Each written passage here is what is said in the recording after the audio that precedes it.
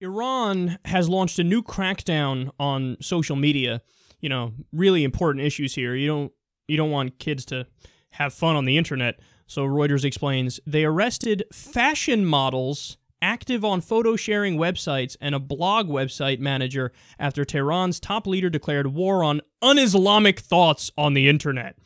8 members of a modeling network were arrested and accused of publishing photos of women without the obligatory hijab headscarf on the picture-sharing application Instagram. State television also broadcast live confessions of the models.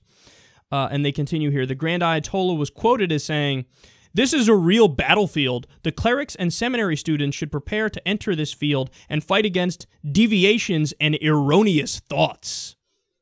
Okay, that's hilarious in so many ways. Because you're not in the battlefield of ideas, as you claim. You are censoring and banning and shutting down those counter-ideas because you dislike them. And he's doing it under the guise of it is a deviation and erroneous thoughts because it's not abiding with my strict interpretation of Islam. Okay, fuck off. You should let people do whatever they want to do as long as they're not hurting anybody else, religious or not. So they can tell you, hey, look, I'm Muslim and I disagree with your interpretation. And, you know, for you to say, I override that, well, then you're a prick. There's no other way to describe that. And what he's doing, what the Grand Ayatollah is doing here, and what the religious authorities are doing here, is they're raising a generation of thugs to bully and censor and restrict other people in Iran who are more secular, who are more embracing of freedom and liberty, and who want to express themselves. This is a recipe for disaster down the road. Now, Iran is already super young on average, and there are many more people in that younger generation who are much more secular than the old dinosaurs who run the country. So you're setting up a conflict, man. You're making it so that they're going to rebel, and they're going to despise the government. They already despise the government. And they're compounding that problem, and the hilarious thing is he thinks he's keeping it real. Like the Grand Ayatollah, un-Islamic thoughts. We must crack down on this on the internet because it's the right thing to do. No, it's not. You're just a cranky, old, theocratic, authoritarian bigot and an idiot. And you got your young, brainwashed thugs out there backing up your ridiculous agenda. And look at how far they're going. They're going as far as arresting fashion models, women, probably beautiful Iranian women, who are not covering up their heads sufficiently. We must crack down on you because I am in total and utter control and my interpretation of Islam says you must have no freedom. Well, guess what?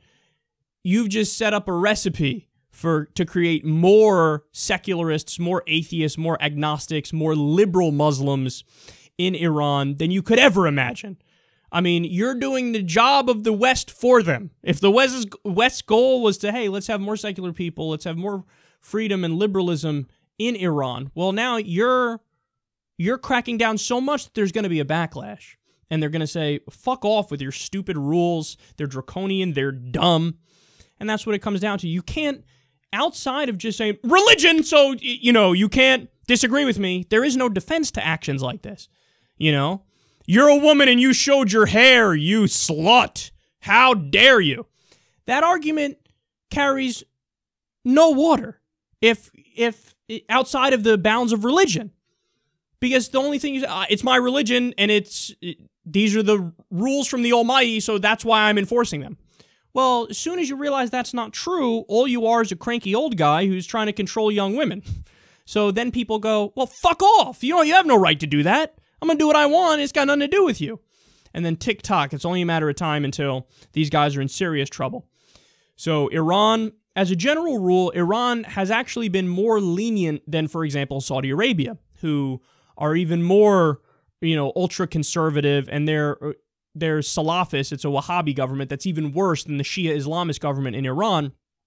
But now they're cracking down because they see the rise of liberalism and freedom and secularism and education brought about by the internet and Western entertainment and stuff.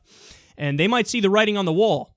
So now they're fighting hard for their own survival. And by the way, this is more evidence that they can't win in the battlefield of ideas. If you really thought you had the better argument, you would need to ban and censor and lock people up for this.